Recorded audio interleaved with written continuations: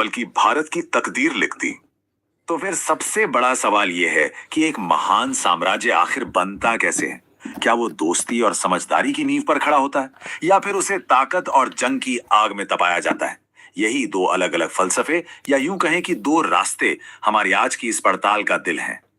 तो चलिए मिलते हैं हमारी कहानी के दो किरदारों से। एक तरफ है बिंबिसार, वो आर्किटेक्ट जिन्होंने मगध साम्राज्य की पहली ईंट रखी, उसकी नींव डाली।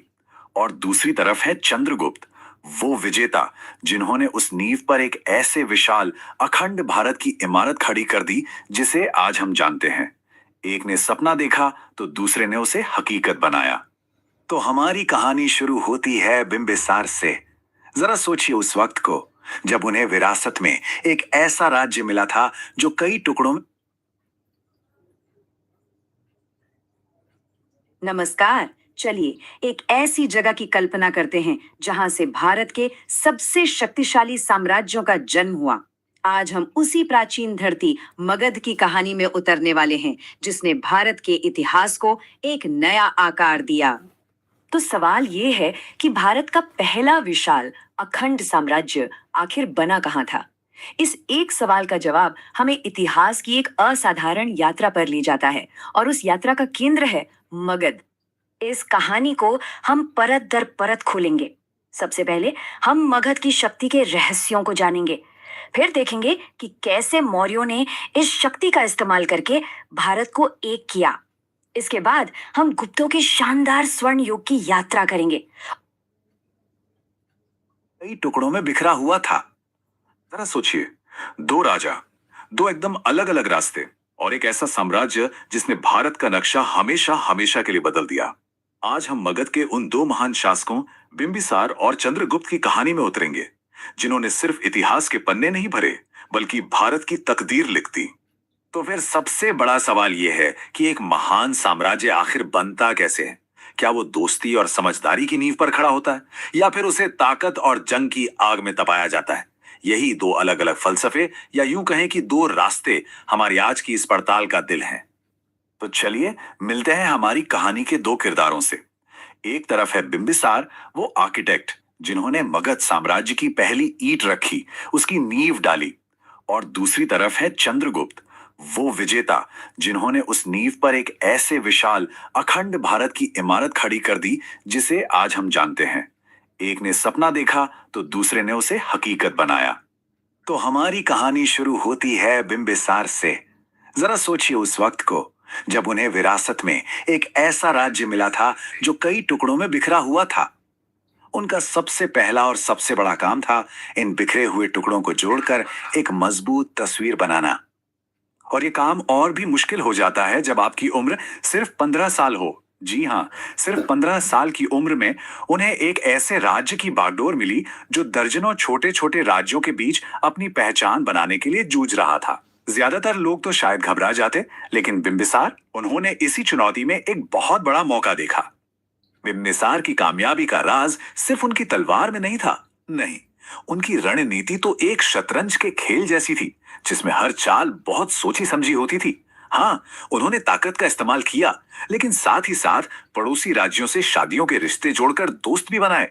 और सबसे जरूरी, उन्होंने व्यापार के रास्तों पर कब्जा करके अपनी तिजोरी को हमेशा भरा रखा। ये था दिमाग और ताकत का एकदम सही मेल। और अगर उनकी इस रणनीति का असर देखना है ना, तो अंग राज्य पर उनकी जीत को देखिए। सिर्फ एक फौजी कार्रवाई और मगध का आकार सीधा दुगना हो गया। ये सिर्फ एक जीत नहीं थी, ये एक ऐलान था कि मगध अब कोई छोटी मोटी ताकत नहीं है, और बाकी राज्यों को अब उसे गंभीरता से लेना ही होगा। उनकी कामयाबी इतनी बड़ी थी कि सोचिए, सदियों बाद ग्रीक इतिहासकारों तक ने इस बात का लोहा माना। उन्होंने साफ साफ लिखा कि बिंबिसार ही वो पहले राजा थे जिन्होंने मगध को एक छोटी सी रियासत से उठाकर एक महाशक्ति बनाया। उन्होंने एक ऐसी चट्टान जैसी मजबूत नींव रखी जिस पर आने वाली पीढ़ियों ने एक शानदार इमारत खड़ी की। अब कहानी में एक जबरदस्त मोड़ आता है, वक्त आगे बढ़ता है और मंच पर एंट्री होती है चंद्रगुप्त की। उनके आने से मगध का पूरा मिजाज ही बदल गया। अब कूटनीति की जगह तलवार ने ले ली थी, और शांति की जगह ले ली थी क्रांति की आग ने। जैसा कि हम यहाँ देख सकते हैं, बिंबिसार और चंद्रगुप्त के बीच लगभग 200 साल का लंबा फासला था। और ये 200 साल कोई मामूली वक्त नहीं था। इस दौरान मगध की सियासत में बहुत कुछ बदल चुका था और एक बड़े तूफान के लिए जमीन पूरी तरह से तैयार हो रही थी। तो सवाल है, वो तूफान क्या था? वो था नंद वंश का क्रूर और जालिम शासन। उनके जुल्म और भ्रष्टाचार से जनता का जीना मुहाल हो गया था। हर तरफ बस डर का माहौल था। और इतिहास हमें एक बात सिखाता है, जब जब जुल्म अपनी हदें पार करता है तो उसे मिटाने के लिए कोई ना कोई जरूर आता है। और वो आया एक महान गुरु और शिष्य की जोड़ी के रूप में। महान रणनीतिकार चाणक्य की पारखी नजरों ने एक साधारण से दिखने वाले लड़के चंद्रगुप्त में भविष्य का सम्राट देख लिया था। बस यहीं से शुरू हुई इतिहास की वो मशहूर कहानी जिसने भारत की किस्मत को हमेशा के लिए बदल दिया। चाणक्य का दिमाग और चंद्रगुप्त की हिम्मत, इस जोड़ी ने जीत का एक नया फॉर्मूला ही बना डाला। उन्होंने सीधे राजधानी पर हमला करने की गलती नहीं की। नहीं, इसके बजाय उन्होंने बाहर से अंदर की रणनीति अपनाई। मतलब पहले छोटे छोटे बाहरी इलाकों को जीता और फिर धीरे धीरे राजधानी पाटलिपुत्र को चारों तरफ से घेर लिया। ये एक ऐसी शानदार चाल थी जिसने नंदों की विशाल लेकिन बिखरी हुई सेना को एकदम बेबस कर दिया। तो अब आते हैं कहानी के सबसे दिलचस्प हिस्से पर। चलिए इन दोनों महान सम्राटों के तरीकों को आमने सामने रखकर देखते हैं और समझने की कोशिश करते हैं कि साम्राज्य बनाने के उनके जो ब्लूप्रिंट थे वो एक दूसरे से कितने अलग थे। यहाँ एक बहुत जरूरी बात समझनी होगी। चंद्रगुप्त सिर्फ एक महान योद्धा नहीं थे, वो एक शानदार एडमिनिस्ट्रेटर भी थे। बिंबिसार की बनाई नींव पर उन्होंने एक ऐसा सिस्टम खड़ा किया जिसमें एक मजबूत सेंट्रल गवर्नमेंट थी, एक विशाल और डिसिप्लिन सेना थी और पूरे साम्राज्य के लिए एक ही टैक्स सिस्टम था। मतलब उन्होंने सिर्फ जमीन के टुकड़े नहीं जोड़े बल्कि एक राष्ट्र का निर्माण किया। और इसका नतीजा क्या हुआ? नतीजा यह हुआ कि चंद्रगुप्त के राज में भारत दुनिया का सबसे अमीर साम्राज्य बन गया। उनके बनाए हुए सिस्टम ने व्यापार और खेती को इतनी तरक्की दी कि देश में सोने चांदी की कोई कमी ही नहीं रही। ये टेबल दोनों के फर्क को एकदम साफ साफ दिखाती है। एक तरफ बिंबिसार थे जिनका रास्ता दोस्ती, रिश्तेदारी और व्यापार से होकर गुजरता था। उनका लक्ष्य था अपने इलाके में सबसे शक्तिशाली बनना। वहीं दूसरी तरफ चंद्रगुप्त थे जिनका हथियार थी तलवार और जिनका लक्ष्य था पूरे भारत को एक झंडे के नीचे लाना। एक का रास्ता सहयोग का था तो दूसरे का अनुशासन और नियंत्रण का। तो आखिर में सवाल ये उठता है कि हम इन दोनों राजाओं को कैसे याद रखें? उनके रास्ते भले ही अलग थे, लेकिन क्या उनकी मंजिल एक ही थी? चलिए उनकी इस मिलीजुली विरासत को समझने की कोशिश करते हैं। और सच तो यही है, एक ने शांति का रास्ता चुना तो दूसरा युद्ध के रास्ते पर चला। एक ने जमीन तैयार की तो दूसरे ने उस पर एक आलीशान महल बनाया। भले ही उनके तरीके एक दूसरे से बिल्कुल जुदा थे, लेकिन एक अखंड भारत का जो सपना था वो इन दोनों के बिना कभी पूरा नहीं हो सकता था। तो हम आपको इसी सवाल के साथ छोड़े जाते हैं, किसी लीडर की असली महानता किस चीज में होती है? क्या उस इंसान में जो पहली ईंट रखता है और एक बड़े सपने की शुरुआत करता है, या फिर उस इंसान में जो आखिरी पत्थर लगाकर उस सपने को हकीकत में बदलता है? शुरुआत करने वाला ज्यादा महान है या अंजाम तक पहुंचाने वाला? इस पर जरूर।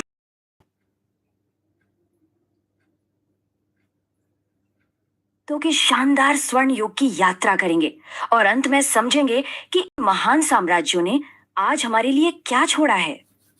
देखिए, किसी भी महान साम्राज्य की कहानी उसकी जमीन और उसके संसाधनों से ही शुरू होती है और मगध के मामले में ये बात बिल्कुल सच है, बल्कि शायद इसका सबसे बड़ा उदाहरण भी।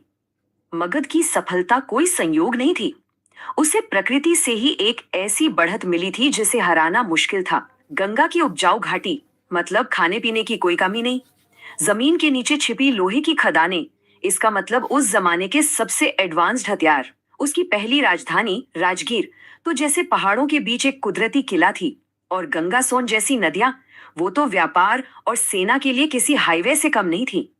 ये करीब 1000 साल का वो इतिहास है जिसने भारत को आकार दिया। हर्यक और शिशुनाग जैसे शुरुआती राजवंशों ने एक नींव रखी जिस पर मौर्य और फिर गुप्त साम्राज्यों की शानदार इमारतें खड़ी हुई। ये एक महाकाव्य की तरह है और हम इसके सबसे रोमांचक अध्यायों को देखने जा रहे हैं।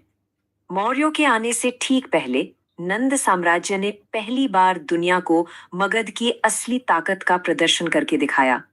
उन्होंने पूरी गंगा घाटी को एक शासन के नीचे लाकर यह साबित कर दिया कि मगध के संसाधनों से कितना विशाल और शक्तिशाली साम्राज्य खड़ा किया जा सकता है। उनकी दौलत और सैन्य शक्ति के किस्से दूर दूर तक मशहूर थे।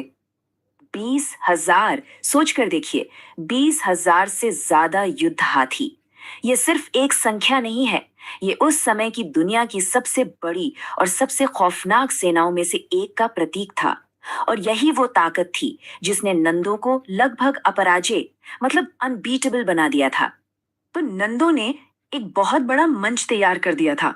अब बस एक ऐसे नायक की जरूरत थी जो इस मंच पर इतिहास का सबसे बड़ा नाटक खेल सके। और वो नायक थे मौर्य, जिन्होंने पहली बार भारत को एक सूत्र में पिरोया।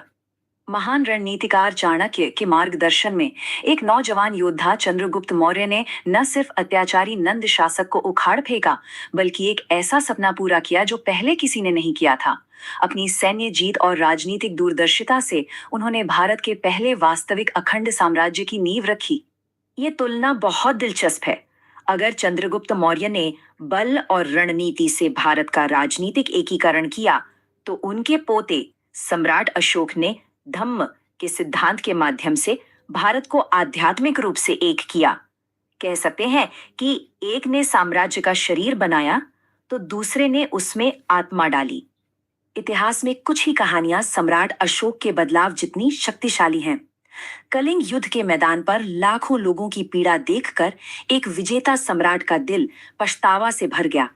उन्होंने हमेशा के लिए हिंसा का रास्ता छोड़ दिया और धम्म यानी अहिंसा और लोक कल्याण की नीति को अपना लिया। ये सिर्फ एक नीति नहीं थी, ये एक क्रांति थी जिसके शांति के संदेश को उन्होंने पूरी दुनिया में फैलाया।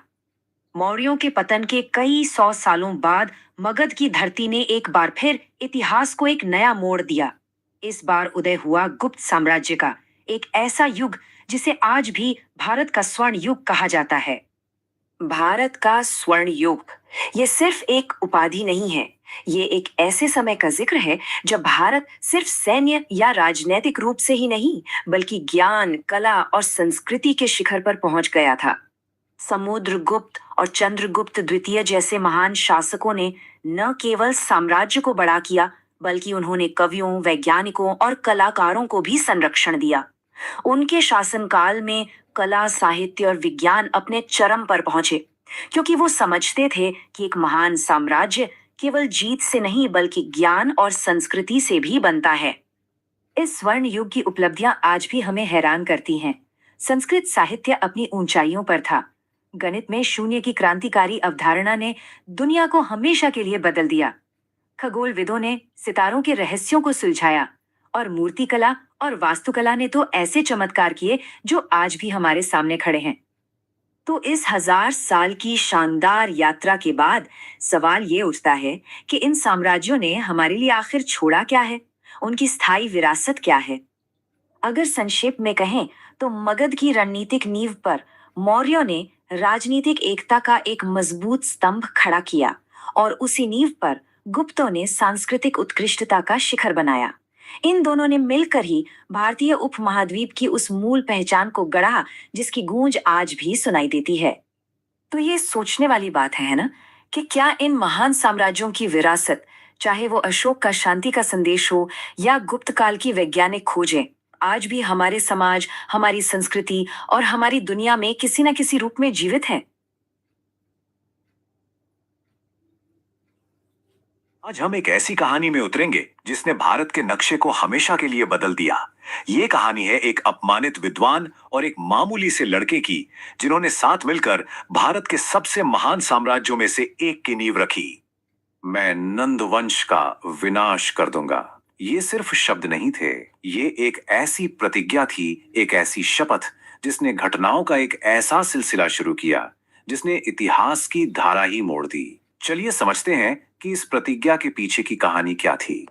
ये पूरी दास्तान किसी जंग के मैदान से शुरू नहीं होती, बल्कि इसकी शुरुआत होती है एक गहरे अपमान के पल से।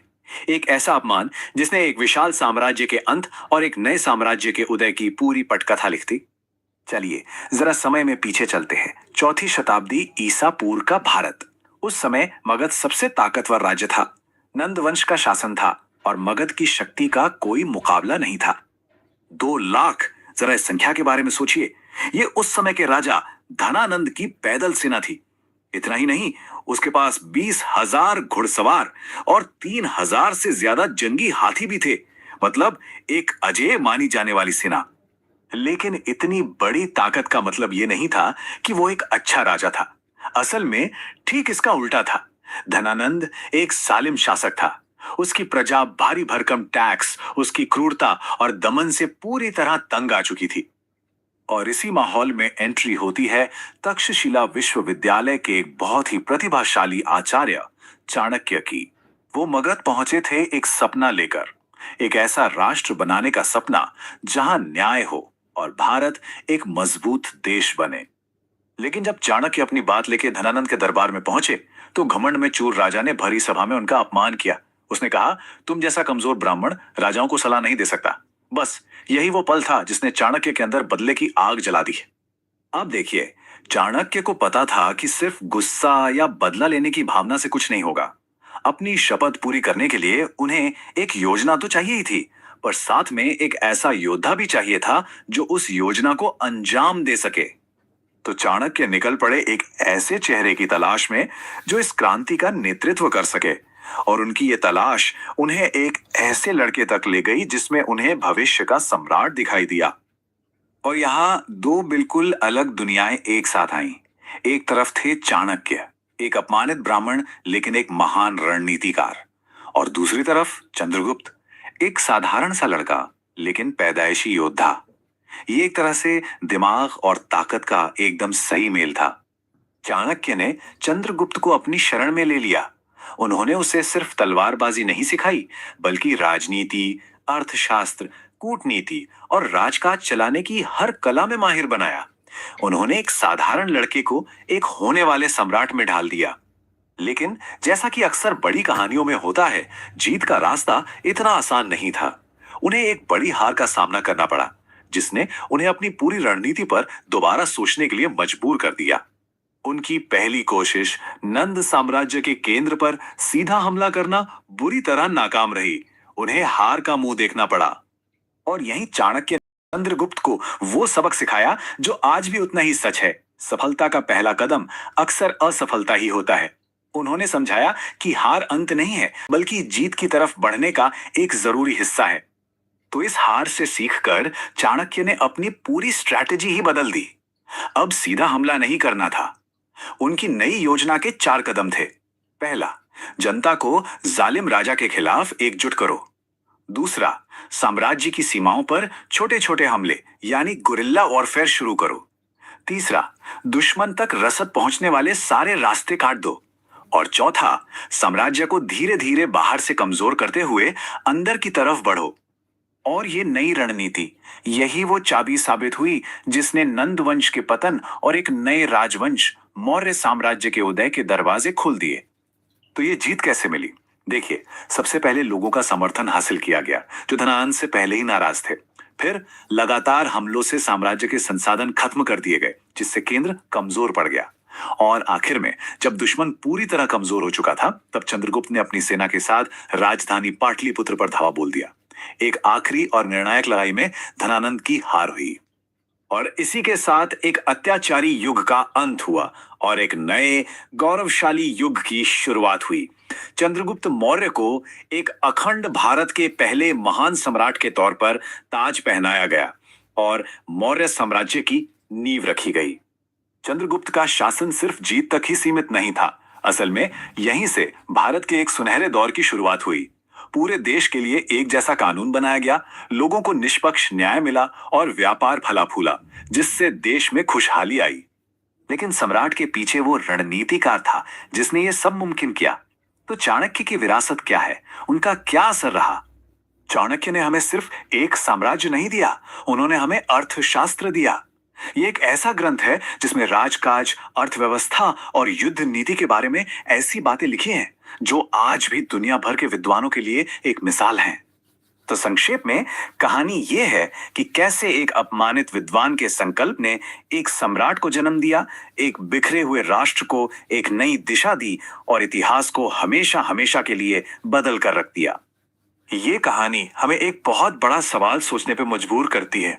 अगर दृढ़ संकल्प और सही रणनीति एक साथ मिल जाएं, तो वो क्या कुछ नहीं बदल सकते।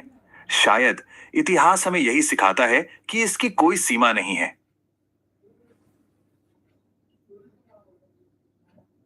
देखिए, इतिहास में कुछ कहानियां सिर्फ बीती हुई घटनाओं का लेखा जोखा नहीं होती, वो भविष्य बनाती हैं। तो चलिए आज बात करते हैं एक ऐसी ही कहानी की। एक कहानी, एक पर्सनल इंसल्ट की, एक जबरदस्त एम्बिशन की, जिसने कह सकते हैं पूरे सब कॉन्टिनेंट की तकदीर ही पलट कर रख दी। तो ये सिर्फ एक कहानी नहीं है, बल्कि ये इतिहास का वो टर्निंग पॉइंट है, वो निर्णायक मोड़ जिसने भारत का नक्शा हमेशा हमेशा के लिए बदल दिया। चलिए जरा और गहराई से समझते हैं इस पूरी गाथा को। चलिए थोड़ा पीछे चलते हैं, चौथी शताब्दी ईसा पूर्व के भारत में। वो दौर था जब अलेक्जेंडर के हमले से नॉर्थ वेस्टर्न बॉर्डर्स, मतलब पश्चिमोत्तर सीमाएं पूरी तरह से हिल चुकी थी। देश छोटे छोटे दर्जनों राज्यों में बटा हुआ था, लेकिन इन सब के ऊपर एक सुपर पावर थी, एक महाशक्ति, मगध। और यहाँ हुकूमत थी नंद वंश की। 2 लाख, जी हाँ, 2 लाख, ये आंकड़ा है राजा धनानंद की पैदल सेना का। मतलब जरा सोचिए, उस जमाने में ये इतनी बड़ी ताकत थी कि कोई उसे चुनौती देने के बारे में सोच भी नहीं सकता था। और ये तो सिर्फ पैदल सैनिक थे। इसके अलावा धनानंद की फौज में थे 20,000 घुड़सवार और 3,000 युद्ध हाथी। इतनी बड़ी और ऑर्गेनाइज्ड आर्मी के सामने कौन टिक पाता? इसीलिए तो धनानंद उस दौर का सबसे ताकतवर और शायद सबसे खौफनाक शासक था। लेकिन जैसा कि अक्सर होता है, जब ताकत बेहिसाब हो जाती है तो उसका नशा अक्सर पतन की वजह बनता है।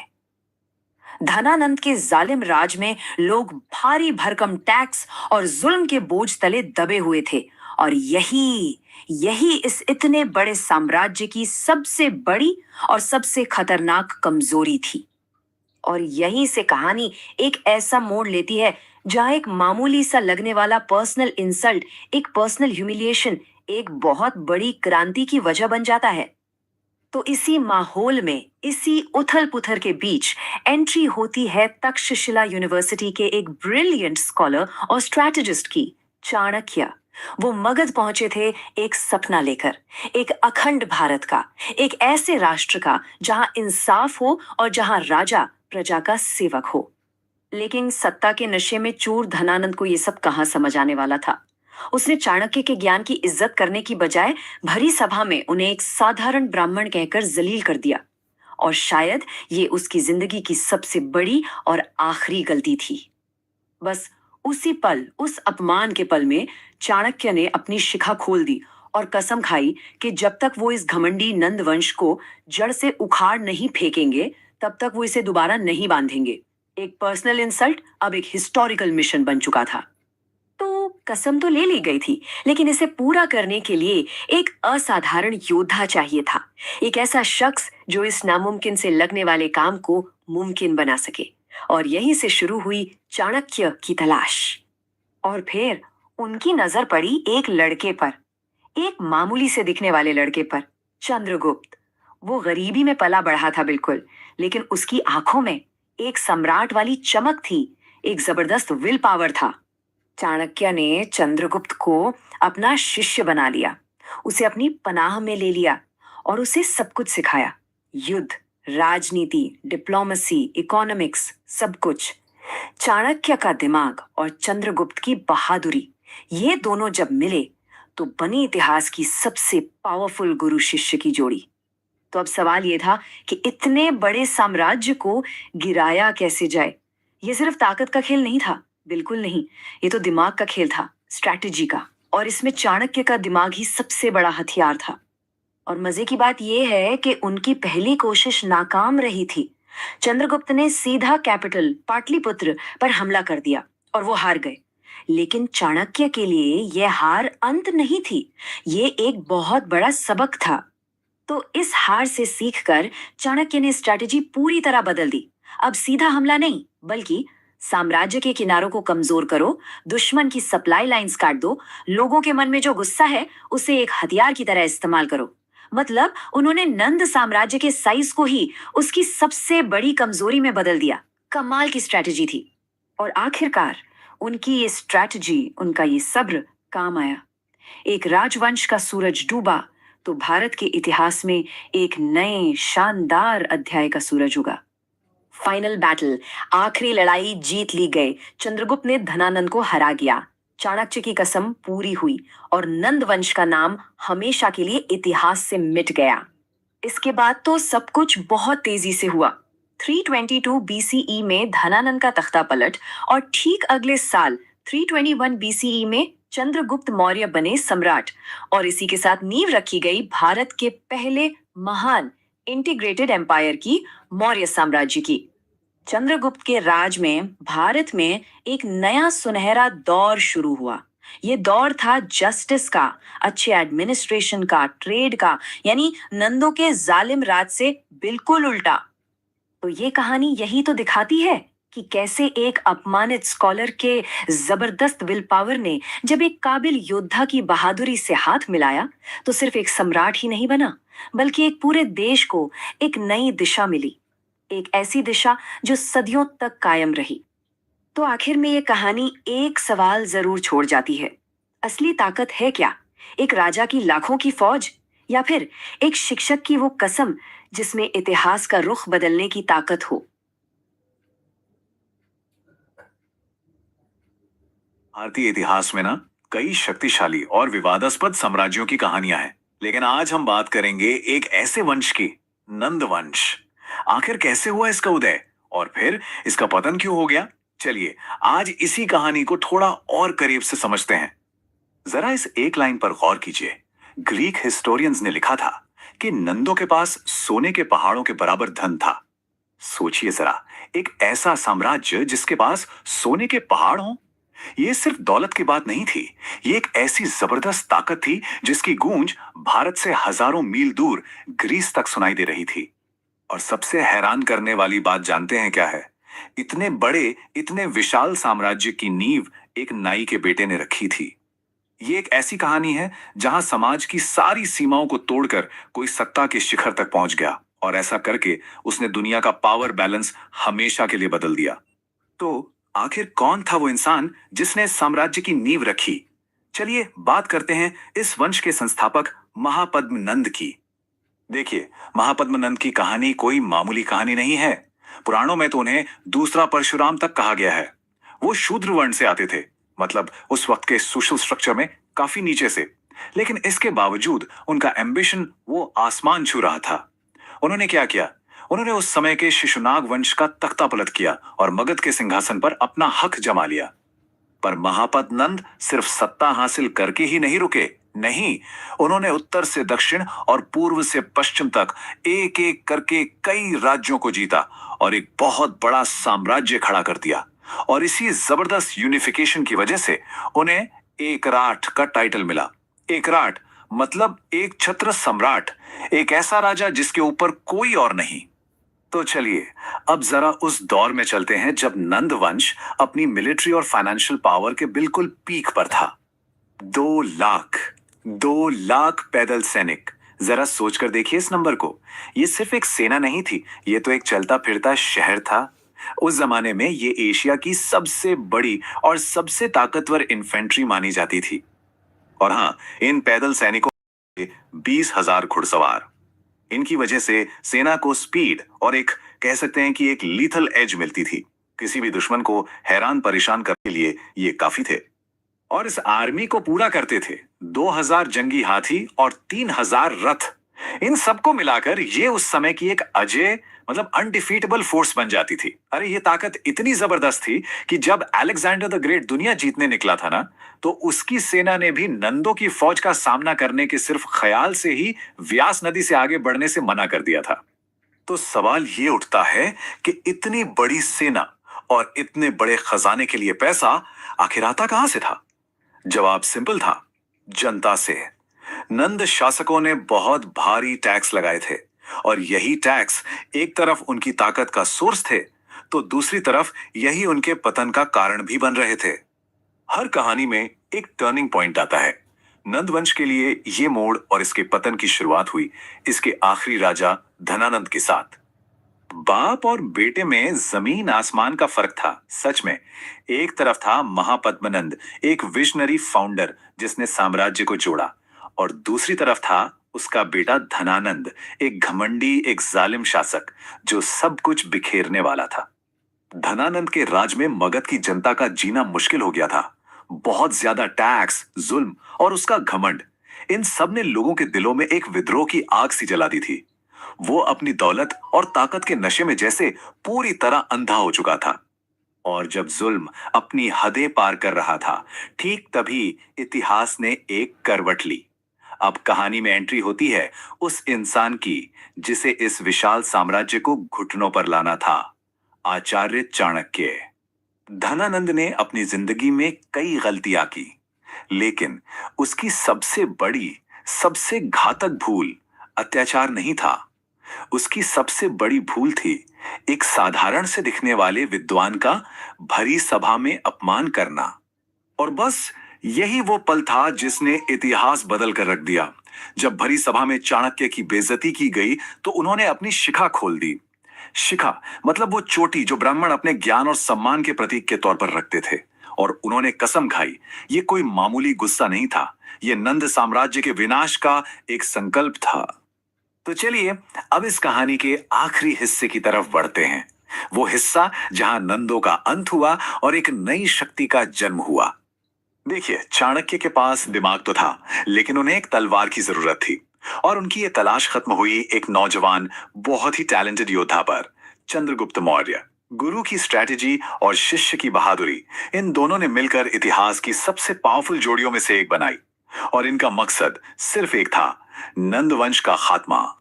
और फिर क्या था? चाणक्य की कूटनीति और चंद्रगुप्त की बहादुरी के सामने भारत का वो सबसे अमीर साम्राज्य ताश के पत्तों की तरह ढह गया। नंदों का अंत भारत के एक नए और शायद उनसे भी ज्यादा महान युग की शुरुआत थी।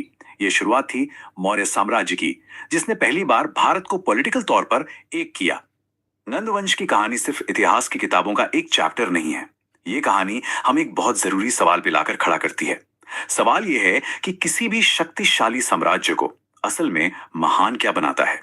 क्या सिर्फ सोने के पहाड़ और एक बहुत बड़ी सेना, या फिर इंसाफ, सही गलत की समझ और अपनी ही प्रजा का सम्मान? इसका जवाब मुझे लगता है इतिहास ने हमें दे ही दिया है। नमस्कार।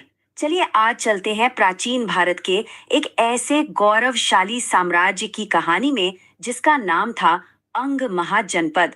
एक ऐसी धरती जिसकी कहानी शक्ति, समृद्धि और एक महान नायक के इर्द गिर्द घूमती है। और देखिए, जब भी अंग का जिक्र होता है तो जहन में एक ही नाम गूंजता है, महारथी कर्ण। ये वही नायक हैं जिन्होंने अंग को इतिहास के पन्नों में हमेशा के लिए अमर कर दिया। तो चलिए इस विश्लेषण में और गहराई से उतरते हैं और जानते हैं अंग की पूरी कहानी।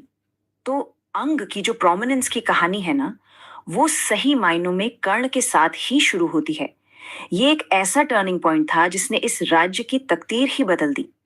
जरा सोचिए, बस एक पल, हस्तिनापुर की उस भरी सभा में जब दुर्योधन ने कर्ण को अंग देश का राजा घोषित किया, तो वो सिर्फ एक सम्मान या एक ताजपोशी नहीं थी, वो एक गुमनाम से राज्य का नेशनल स्टेज पर उदय था। इसी एक पल ने अंग को प्राचीन भारत के नक्शे पर एक मजबूत पहचान दे दी। कर्ण के आते ही अंग सिर्फ एक राज्य नहीं रहा, बल्कि एक आदर्श बन गया। उनकी शक्ति ने इसे दुश्मनों से सुरक्षा दी, उनके न्याय के सिद्धांतों ने प्रजा में विश्वास जगाया, और उनकी दानवीरता की कहानियां वो तो आज भी घर घर में सुनाई जाती है। सही मायनों में ये अंग का स्वर्ण युग था। लेकिन अंग की पहचान सिर्फ कर्ण की वीरता तक ही सीमित नहीं थी। इसकी असली ताकत, इसकी जान बसती थी इसकी राजधानी चंपा में, एक ऐसा शहर जो अपने समय से कहीं आगे था। चंपा सिर्फ एक राजधानी नहीं थी, ये उस दौर का एक बसलिंग, एक वाइब्रेंट इकोनॉमिक हब था। इतना कि इसे अक्सर भारत का पहला इंटरनेशनल ट्रेड सेंटर तक कह दिया जाता था। दुनिया भर से व्यापारी यहाँ आते थे और ये प्राचीन भारत की अर्थव्यवस्था का दिल हुआ करता था। और यहाँ का व्यापार वाकई में कमाल का था। चंपा के बंदरगाह से सोना, बेशकीमती मसाले और दुनिया के सबसे बेहतरीन कपड़े, ये सब चीजें दक्षिण पूर्व एशिया तक एक्सपोर्ट की जाती थी। इससे पता चलता है कि अंग कितना समृद्ध और दुनिया से कितना जुड़ा हुआ था। तो सवाल उठता है, चंपा इतनी सफल कैसे हुई? इसका राज उसकी लोकेशन में छिपा था।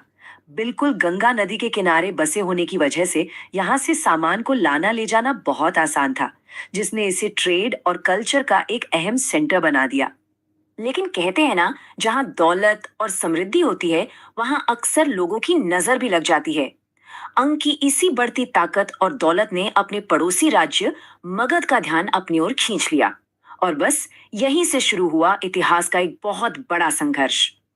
और इन दोनों राज्यों की सोच में जमीन आसमान का फर्क था। एक तरफ था अंग, जिसका पूरा फोकस व्यापार और धन पर था। वहीं दूसरी तरफ था मगध, जिसकी भूख थी सैन्य विस्तार और दूसरे राज्यों को जीतने की। अंग की दौलत मगध की महत्वाकांक्षाओं के लिए एक नेचुरल टारगेट बन गई। तो ये पतन, ये डाउनफॉल एक दिन में नहीं हुआ। कर्ण के जाने के बाद अंग की मिलिट्री पावर धीरे धीरे कमजोर पड़ने लगी, और बस इसी मौके का फायदा उठाया मगध के चतुर राजा बिंबिसार ने। उन्होंने एक सोची समझी रणनीति के तहत हमला किया।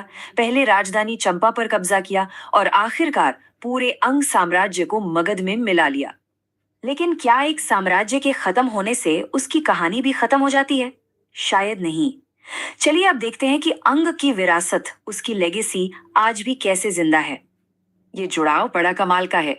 सोच के देखिए, जो व्यापार की आत्मा प्राचीन चंपा में बसती थी, वही परंपरा सदियों तक चलती रही, और आज वही जमीन हमें आधुनिक भागलपुर के रूप में दिखती है, जिसे हम सब सिल्क सिटी के नाम से जानते हैं।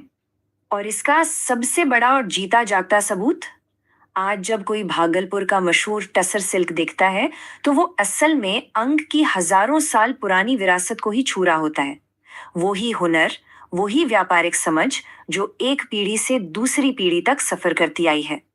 तो आखिर में यही विचार करने वाला सवाल उठता है, भले ही अंग का साम्राज्य गिर गया, उसकी सीमाएं मिट गईं, लेकिन उसकी रूह, उसकी सांस्कृतिक और आर्थिक पहचान आज भी बिहार की कहानी का एक अहम हिस्सा है। शायद सभ्यताएं मरती नहीं, बस अपना रूप बदल लेती हैं।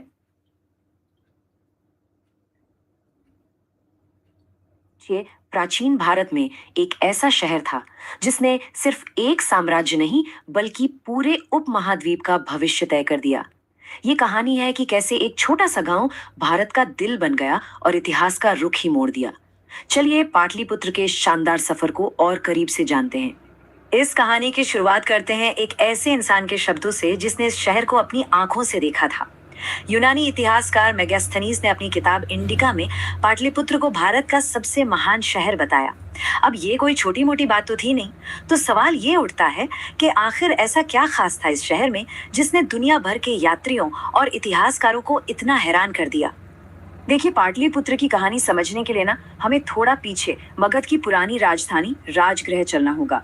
राजगृह 5 पहाड़ियों से घिरा एक ऐसा किला था जिसे कोई भेद नहीं सकता था। सुरक्षा के लिहाज से ये जगह बेमिसाल थी, लेकिन यही इसकी सबसे बड़ी खूबी आगे चलकर इसकी सबसे बड़ी कमजोरी भी बन गई। तो यहाँ एक बड़ा अजीब सा विरोधाभास था। एक तरफ था राजगृह, जो पहाड़ों में कैद, बहुत ज्यादा सुरक्षित, लेकिन एक बढ़ते हुए साम्राज्य के लिए बिल्कुल नाकाफी था। और दूसरी तरफ थी साम्राज्य की बढ़ती जरूरतें। उसे नदियों पर कंट्रोल चाहिए था, व्यापार के लिए नए रास्ते चाहिए थे, और एक ऐसी राजधानी चाहिए थी जो भविष्य में और फैल सके। साफ था, राजगृह इन जरूरतों पर खरा नहीं उतर सकता था। इस मुश्किल को सबसे पहले किसी ने पहचाना तो वो थे राजा अजातशत्रु। वो एक बहुत ही एम्बिशियस शासक थे और ये बात अच्छी तरह जानते थे कि अगर मगध को भारत की सबसे बड़ी ताकत बनना है तो उसे इन पहाड़ों की कैद से बाहर निकलना ही होगा। उसे एक ऐसी जगह चाहिए थी जहां से उत्तर भारत के विशाल मैदानों पर कंट्रोल रखा जा सके। और फिर उन्हें वो जगह मिल ही गई। गंगा और सोन नदी के संगम पर बसा पाटली ग्राम नाम का एक छोटा सा गांव। पहली नजर में तो ये एक मामूली सी जगह लगती थी, लेकिन अजातशत्रु की पारखी नजर ने इसमें भविष्य के सबसे ताकतवर शहर की नींव देख ली थी। सच कहें तो ये एक स्ट्रेटेजिक मास्टर स्ट्रोक था। तो ये जो बदलाव था, ये कोई रातों रात नहीं। पहले बिंबिसाल के समय राजगृह ही पावर सेंटर था। फिर आए उनके बेटे अजातशत्रु, जिन्होंने भविष्य को भांपते हुए पाटली ग्राम में एक की नींव रखी।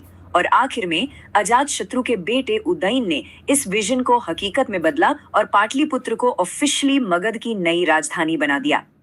तो चलिए अब इस ट्रांसफॉर्मेशन को थोड़ा और करीब से देखते हैं कि कैसे एक छोटा सा गांव एक विशाल महानगर में तब्दील हो गया। और इस कमाल के पीछे थी 2 पीढ़ियों की मेहनत, पिता अजातशत्रु और उनके बेटे उदयन। अजातशत्रु की सोच बहुत प्रैक्टिकल थी। उन्होंने सबसे पहले यहाँ एक मिलिट्री आउटपोस्ट बनाया ताकि दुश्मनों पर नजर रखी जा सके। फिर एक लकड़ी का किला खड़ा किया और सामान रखने के लिए एक सप्लाई डिपो बनाया। उनका मकसद साफ था, इसे एक फौजी अड्डे की तरह इस्तेमाल करना। लेकिन इस जगह को एक शहर की असली शक्ल दी उनके बेटे उदयन ने। उन्होंने ही यहाँ विशाल किलेबंदी करवाए, नदियों के किनारे प्रोटेक्शन के लिए दीवारें बनवाई, शहर का पूरा रोड सिस्टम डिजाइन किया और ट्रेड रूट्स इस्टेब्लिश किए। इसीलिए आइडिया भले ही अजातशत्रु का था, लेकिन पाटलिपुत्र का असली फाउंडर उदयन को ही माना जाता है। तो सवाल फिर वही है कि आखिर ये नई राजधानी इतनी कामयाब क्यों हुई? ऐसा क्या था पाटलिपुत्र में कि ये प्राचीन भारत की सत्ता का मतलब पावर का सेंटर बन गया, और वो भी सदियों तक? इसका जवाब छिपा है एक शब्द में, जल दुर्ग। पाटलिपुत्र असल में एक जल दुर्ग था, मतलब एक ऐसा किला जिसे पानी ने चारों तरफ से घेर रखा हो। गंगा, सोन और गंडक जैसी नदियां इसके लिए एक नेचुरल डिफेंस वॉल का काम करती थीं। इस पर हमला करना लगभग नामुमकिन था। पाटलिपुत्र की लोकेशन आप कह सकते हैं एकदम परफेक्ट थी। यहाँ से सारे बड़े नदी मार्गों पर कंट्रोल था। ये जमीनी व्यापार का हब बन गया। यहाँ से सेना को देश के किसी भी कोने में बहुत तेजी से भेजा जा सकता था। शॉर्ट में कहें तो पाटलिपुत्र आर्थिक और सामरिक दोनों ही लिहाज से भारत का दिल बन चुका था। देखिए एक रणनीतिक फैसला कैसे इतिहास की धारा बदल देता है। पाटलिपुत्र का बनना एक ऐसा ही फैसला था। चलिए अब देखते हैं कि इसकी विरासत कितनी गहरी और लास्टिंग साबित हुई, क्योंकि इसका असर सिर्फ मगध तक ही नहीं रहा। ये नंबर देखिए, 3। ये सिर्फ एक गिनती नहीं है, ये पाटलिपुत्र के उस गौरव की कहानी है। ये उन 3 महान साम्राज्यों की कहानी है जिन्होंने इसी शहर को अपनी राजधानी बनाया। जी हाँ, भारत के 3 सबसे महान साम्राज्य मौर्य, शुंग और गुप्त, इन सभी का कैपिटल था पाटलिपुत्र। ये मौर्यों का एडमिनिस्ट्रेटिव सेंटर था तो गुप्तों का कल्चरल हब। चंद्रगुप्त मौर्य से लेकर सम्राट अशोक और समुद्रगुप्त तक सबने यहीं से अपने विशाल साम्राज्यों पर राज किया। भारत के 3 गोल्डन एजेस इसी शहर की गोद में पले बढ़े। और जानते सबसे कमाल की बात क्या है? ये शहर आज भी जिंदा है। जी, प्राचीन पाटलिपुत्र की जगह पर ही आज का आधुनिक शहर पटना बसा हुआ है, जो बिहार की राजधानी है। यहाँ आज भी इतिहास और वर्तमान एक सांस लेते हैं। तो आखिर में बस एक सवाल ही बचता है, इतिहास में ऐसे कितने शहर होंगे जो ये दावा कर सकें कि उन्होंने सिर्फ अपनी नहीं बल्कि पूरे एक उपमहाद्वीप की किस्मत तय की हो? पाटलिपुत्र यकीनन उन शहरों में से एक है। सोचिए एक ऐसा राजा जो अपने ही पिता के खिलाफ बगावत कर दे, लेकिन साथ ही अपने राज्य को भारत की सबसे बड़ी ताकत भी बना दे। भारत के इतिहास में कुछ किरदार इतने ही पेचीदा रहे हैं, और ऐसा ही एक नाम है अजातशत्रु। आज हम इतिहास के पन्नों को पलटकर भारत की एक ऐसे ही शक्तिशाली और कह सकते हैं विवादित राजा की कहानी जानेंगे। नाम है अजातशत्रु। तो चलिए कहानी की शुरुआत करते हैं। समय है 6ठी शताब्दी ईसा पूर्व का। भारत तब 16 महाजनपदों यानी बड़े बड़े राज्यों में बटा हुआ था, और इन सब में सबसे ताकतवर था मगध, जहां हर्यक वंश के राजा बिंबिसार का एक शांतिपूर्ण राज चल रहा था। लेकिन इसी शांत माहौल के बीच बिंबिसार के घर में एक राजकुमार ने जन्म लिया, और उसके जन्म के साथ ही आई एक बहुत ही चौंकाने वाली भविष्यवाणी। ज्योतिषियों ने कहा, ये बालक अपने पिता के लिए तो विनाश लेकर आएगा, लेकिन अपने राज्य के लिए महानता लेकर आएगा। और ये भविष्यवाणी जैसे सच होती दिख रही थी। अजातशत्रु बचपन से ही अपने पिता से एकदम अलग था। उसे शांति और धर्म में नहीं बल्कि युद्ध की कला में गहरी दिलचस्पी थी। वो रणनीति बनाने में, हथियार चलाने में और किलों की घेराबंदी करने में कह सकते हैं कि जन्म से ही एक योद्धा था। और यहीं से एक पिता और बेटे के बीच सत्ता के लिए संघर्ष की नींव पड़ गई। एक पिता जो आध्यात्म में यकीन रखता था और एक बेटा जो सिर्फ और सिर्फ साम्राज्य फैलाने के सपने देखता था। तो यहाँ मगध के भविष्य के लिए दो बिल्कुल अलग अलग नजरिए थे। एक तरफ राजा बिंबिसार थे, जिनके लिए शांति, बौद्ध धर्म और आध्यात्मिकता सबसे ऊपर थी, और दूसरी तरफ राजकुमार अजातशत्रु, जिसकी दुनिया में सिर्फ तीन ही चीजें थीं: महत्वाकांक्षा, युद्ध और विस्तार। इन दो विचारधाराओं का टकराना तो तय ही था। और इस टकराव की आग में घी डालने का काम किया देवदत्त ने, जो खुद भगवान बुद्ध के विरोधी माने जाते थे। कहते हैं कि देवदत्त ने ही अजातशत्रु के मन में ये बात डाली कि उसे अपने शांति प्रिय पिता के खिलाफ बगावत कर देनी चाहिए। और फिर अजातशत्रु ने वो कदम उठाया जिसकी शायद किसी ने कल्पना भी नहीं की होगी। उसने अपने ही पिता राजा बिंबिसार को बंदी बना लिया और जबरदस्ती मगध के सिंहासन पर कब्जा कर लिया। लेकिन देखिए, राजा बनना एक बात है और एक साम्राज्य खड़ा करना बिल्कुल दूसरी। सिंहासन पर बैठते ही अजातशत्रु के सामने सबसे बड़ी चुनौती आई उस दौर का सबसे शक्तिशाली गणराज्य लिच्छवी। अजातशत्रु ने लिच्छवियों को हराने के लिए सिर्फ अपनी सेना पर भरोसा नहीं किया, उसने एक बहुत ही जबरदस्त तीन तरफा रणनीति अपनाई। पहला, राजनीति का इस्तेमाल करके लिच्छवियों में फूट डाली। दूसरा, जासूस भेजकर उनकी सारी कमजोरियों का पता लगाया। और तीसरा, जब हमला किया तो ऐसे नए और घातक हथियारों से किया जो पहले किसी ने देखे नहीं थे। ये उसकी सैन्य सोच का पहला नमूना है, महाशिलाकंटक। जरा सोचिए, एक ऐसी विशाल मशीन जो बड़े बड़े पत्थर बहुत दूर तक फेंक सकती थी, किसी भी किले की दीवार को तोड़ने के लिए काफी। ये उस जमाने की एक कमाल की टेक्नोलॉजी थी। और उसका दूसरा हथियार था रथ मूसल। ये एक तरह का बख्तर बंद रथ था जिसके पहियों में तेज धार वाले ब्लेड लगे होते थे। जब ये रथ दुश्मन की सेना के बीच से गुजरता होगा तो बस तबाही मचा देता होगा। इन दोनों ही क्रांतिकारी हथियारों ने कई साल तक चले इस महायुद्ध का पासा ही पलट दिया। लिच्छवियों की राजधानी वैशाली हार गई और इस जीत के साथ ही मगध उत्तर भारत का सबसे बड़ा और सबसे शक्तिशाली साम्राज्य बन गया। लेकिन बाहरी दुनिया को जीतने के बाद अजातशत्रु को अपने अंदर की लड़ाई लड़नी पड़ी। इतनी बड़ी जीत और इतने बड़े साम्राज्य के बीच उसे अपने पिता की याद और अपने किए पर पछतावा होने लगा। और इसी मानसिक उथल पुथल के बीच वो मन की शांति के लिए भगवान बुद्ध की शरण में गया। वहां बुद्ध ने उसे एक ऐसी बात कही जिसने उसकी पूरी सोच ही बदल दी। उन्होंने कहा, राजा वो नहीं जो दूसरों को जीत ले, असली राजा तो वो है जो खुद को जीत ले। इस एक बात का अजातशत्रु पर बहुत गहरा असर हुआ। उसने अपने पापों का प्रायश्चित किया और बौद्ध धर्म का एक बहुत बड़ा संरक्षक बन गया। यहाँ तक कि भगवान बुद्ध के महापरिनिर्वाण के बाद उसी के राज में पहली बौद्ध संगीति हुई जिसने बुद्ध की शिक्षाओं को आने वाली पीढ़ियों के लिए सहेज कर रखा। तो अब हम पहुंचते हैं कहानी के सबसे दिलचस्प हिस्से पर, अजातशत्रु की विरासत। एक ऐसी विरासत जो विरोधाभासों से भरी हुई है। एक तरफ देखें तो वो एक खलनायक है जिसने सत्ता के लिए अपने पिता के खिलाफ ही विद्रोह कर दिया, उन्हें बंदी बना लिया। लेकिन सिक्के का दूसरा पहलू देखें तो वो एक दूरदर्शी शासक था जिसने मगध को एक छोटा सा राज्य नहीं बल्कि एक विशाल साम्राज्य बनाया, पूरे उत्तरी भारत को एक किया और बौद्ध धर्म का सबसे बड़ा संरक्षक भी बना। तो आखिर में सवाल यही रह जाता है जो इतिहास आज तक पूछ रहा है, अजातशत्रु कौन था? एक पितृहंता यानी पिता का हत्यारा, या एक महान सम्राट? शायद वो दोनों ही था। एक ऐसा शासक जिसकी क्रूरता ने एक साम्राज्य को जन्म दिया और जिसके पश्चाताप ने एक धर्म को बचाया।